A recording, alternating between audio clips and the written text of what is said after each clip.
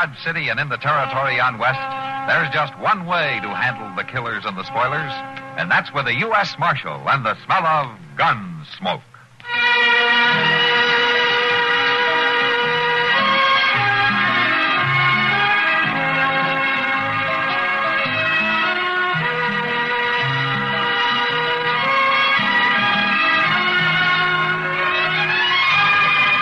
Gunsmoke, starring William Conrad. The story of the violence that moved west with young America. And the story of a man who moved with it. I'm that man. Matt Dillon, United States Marshal. The first man they look for and the last they want to meet. It's a chancy job, and it makes a man watchful. And a little lonely.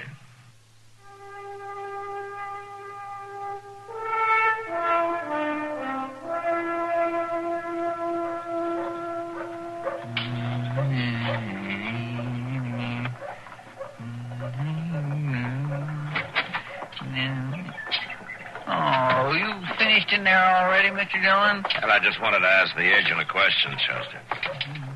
All right, I was sort of hoping you'd be a few minutes longer. Oh, do you want me to go back in? Oh, no. Of course not. I was just thinking, though, with it so near to stage time and all, I'd like to stay a little bit and see it come in. Are you expecting somebody? Well, no, it ain't that. Oh, what is it, then? Well, I just like to see them stages come in, all. I get to figuring on all the miles they've come and all the folks that's rode in them and all the things that's happened. You know, Mr. Dillon, it kind of stirs a man up. Hang on to yourself, Chester, because here it comes. Oh, sure enough. Oh, ain't that a pretty sight? Oh. Well, I've seen prettier, but we might as well wait around and see who's coming in, huh? Jinkies, I enjoy that. Whoa, my.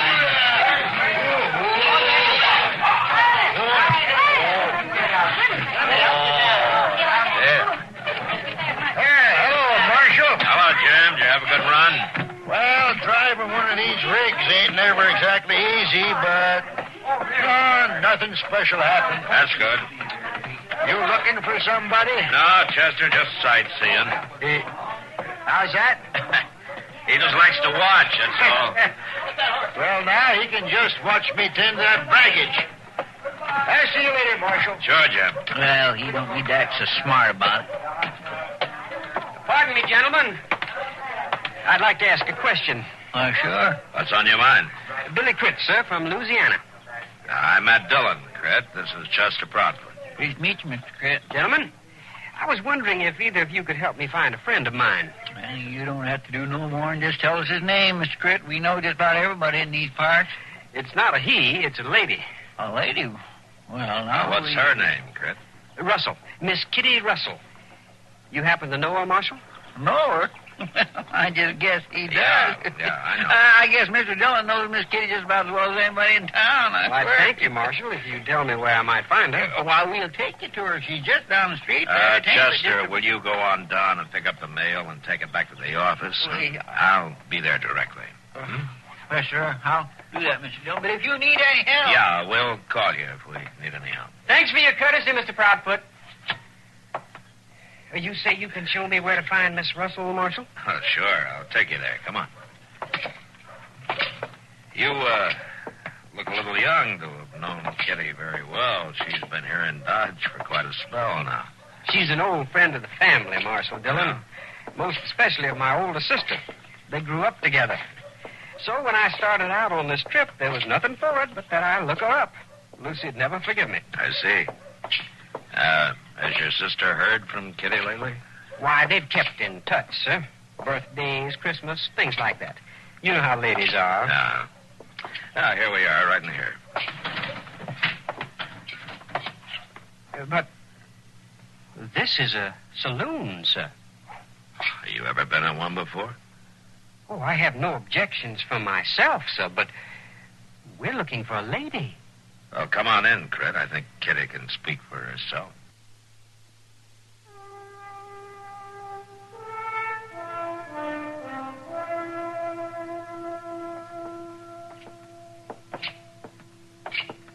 Kitty. I'll be with you in a minute, Matt, as soon as I get these bills added up. Sit down. This is an old friend of yours, Kitty. Huh? From Louisiana, named Critt. Billy Critt, ma'am. Well, there's no wonder you don't remember me. I was hardly big enough to notice when you last saw me. You're Billy Curt. That's right, ma'am. I'm Lucy's youngest brother. At your service, ma'am. Well, Billy. Well, I remember you. Well, sure I do. Well, I hardly know what to say. Well, I better leave you two old friends to get acquainted. Oh, no, Matt, you might as well I'll be over stay. at the bar, Kitty. Well, thank you, sir, for your help. That's all right, Grit. I'll see you later. Well, Billy, sit down. Thank you, ma'am. The marshal was very accommodating when I told him you were a friend of the family. Oh, the family. Well, it was all a long time ago, wasn't it, Billy? I reckon it was. I didn't expect to find you in a place like... Well, how's Lucy? She's fine. Enjoying splendid health. And the children? There are 3 of them now, huh? 4, ma'am. Sister Lucy had another little daughter just last month. Oh. But I sure am surprised, ma'am, to find you in a... Say, you've grown tall, Billy. I do believe you favor your father. They say I do. Miss Kitty... That whiskey drummer's about to leave, Kitty, if you want to settle up with him. Oh, yeah, Sam, I do. I'll be right there. You'll have to excuse me, Billy. There's some business I have to take care of. Why, that's all right, ma'am. But I wonder... Yeah, Billy? I wonder if you'd do me the honor of taking supper with me tonight at some suitable place? Well, all right, Billy. Sure, that'll be nice. You come back this evening. Kitty? Yes, Sam. I'll call for you, ma'am. All right, Billy. I guess you'll be staying at the Dodge House, Crit. I'll walk along with you. It's right near my office. Well, thank you, Marshal. I'd just as soon get along there now. Yeah?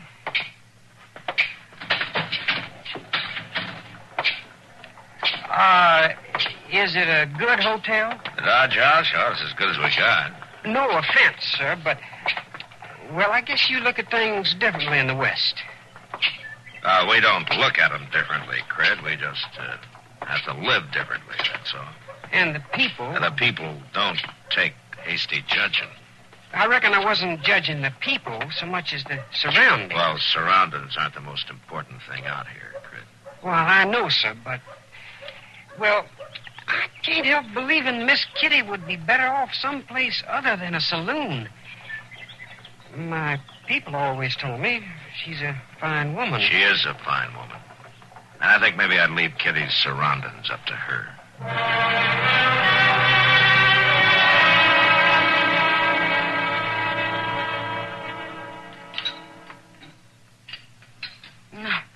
Sorry we haven't a better eating place to show you, Billy. It's all right, Miss Kitty. As the marshal said to me this afternoon, surroundings aren't the most important thing. Matt said that, did he? Yes, ma'am. And I can add that right now, at least, they aren't near as important as the company.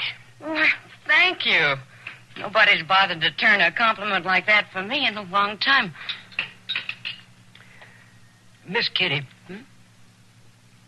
I'd like to ask you something. Go ahead, Billy. Sister Lucy, she never mentioned the kind of work you do.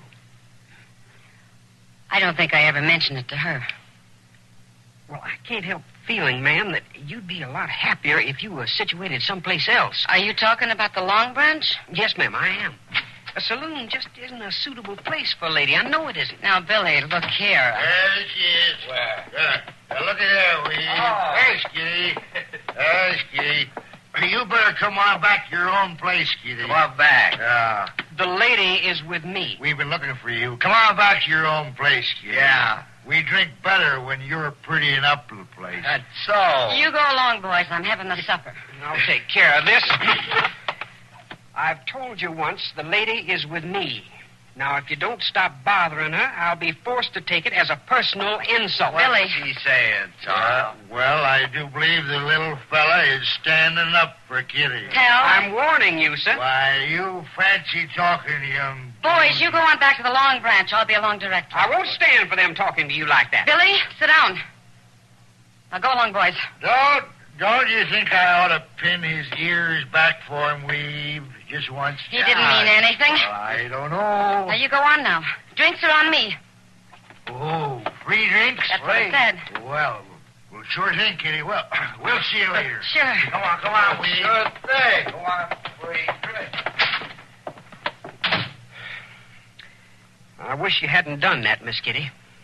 You don't understand the way things are out here, Billy. They didn't mean anything. But no lady has to submit to that sort of thing. Oh, Billy, you got a lot to learn.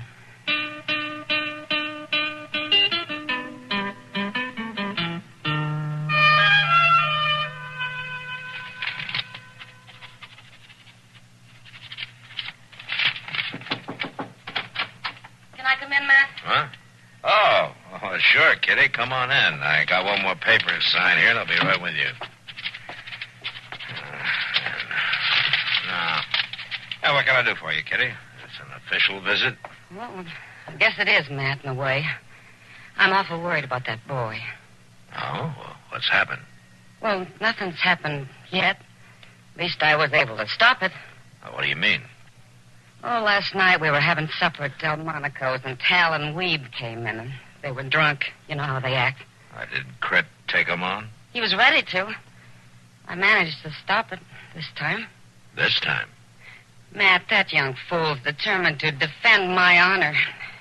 One of these times, maybe next time, I won't be able to break it up with an offer of free drinks. Well, you may be right, Kitty, but not much you can do. But can't you do something, Matt? Talk to him. Hurry him out of town. Take away his gun. Kitty, use your head. I can't do that. The boy hasn't done anything. Nothing's happened. And you're just going to sit around and wait till it does? Now, I don't want trouble any more than you do, Kitty, but the boy has to grow up sometime. You men have a fine idea what's grown up. Just settle it with a gun. Just shoot somebody, anybody. That's growing up in this town. Kitty, will you listen to me? I know it's hard for you, but that doesn't change the way things are. I'll do what I can. I'll talk to him, but I can't... You can't take his gun away. All right, Matt. I only hope he doesn't grow up just in time to get himself killed.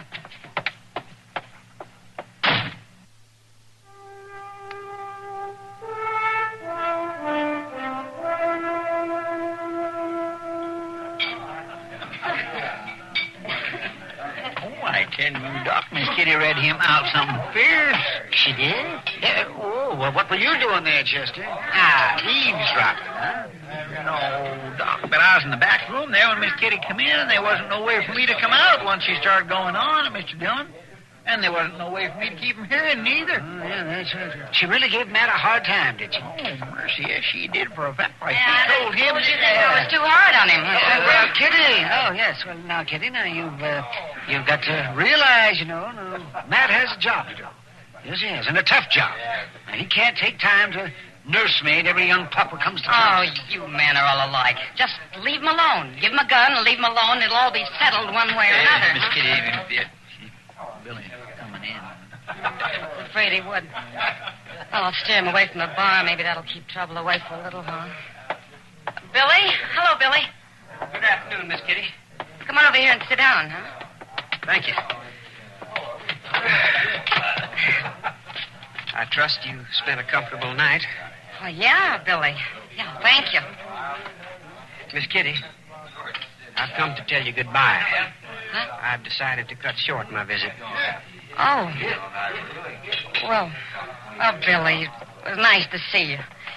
Now, you be sure to give Lucy my love, huh? I surely will do that, ma'am. Yeah. Well, when are you leaving? Right away, ma'am. Well, you might as well go now while the weather's even. It's real hard traveling when it's stormy. There he is now.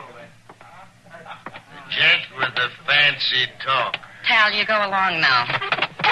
You had something to say to me, sir? Well, now, I don't know. I don't know if you'll still be hiding behind the gal's skirts again. That's insulting, sir. Chester, go get Matt. Yes, I will, Miss Kitty. Well, if it's so insulting, what do you aim to do about it?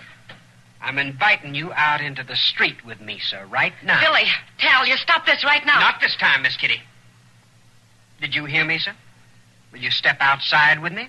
You mean you really know how to use that gun you're wearing? I know how to use it. If you are not afraid. You young smart aleck. I'm waiting. Doc? Yes, look here, Sal, now. This is a pretty foolish thing to do, starting a gunfight over nothing. I can't help it, Doc. This kid has a chip on his shoulder 10 feet high. Somebody has to knock it off. Might as well be me. Well, he's just a youngster, Tanner. He doesn't understand. He might as well do his growing up right now. Lead the way, you. After you, sir. All right, hold it. Everybody stay right here. This is an affair of honor, Marshal. You have no right to interfere. I'm interfering anyway. Now, give me your gun, Crit. No, Marshal. You... Give it back. I'll give it back when you leave town.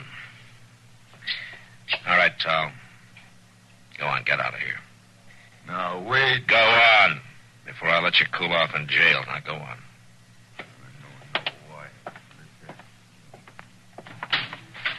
This is very humiliating for a gentleman. Billy, this whole trip, this whole meeting with me seems to have been humiliating for a gentleman like you. Why, ma'am, I was meaning to defend a lady's honor. What lady? What honor? Why, yours, ma'am.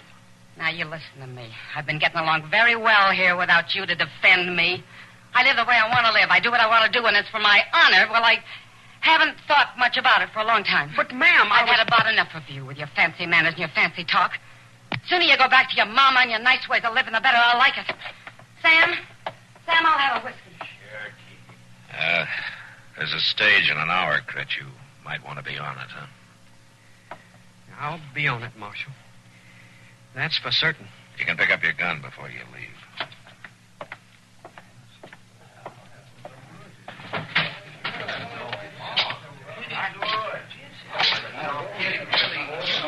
You were pretty hard on him, Kitty. And pretty hard on yourself, too. Yeah, I was. It settled it, didn't it? I guess it isn't the first time a woman's had to be hard on herself to keep a man out of trouble. Is he gone? Yeah, he's taken the stage. Well, that's good. Oh, well, Matt. Come on. I'll buy you a drink. Well, you think I'm grown up enough? Guess I'm going to have to let you decide that.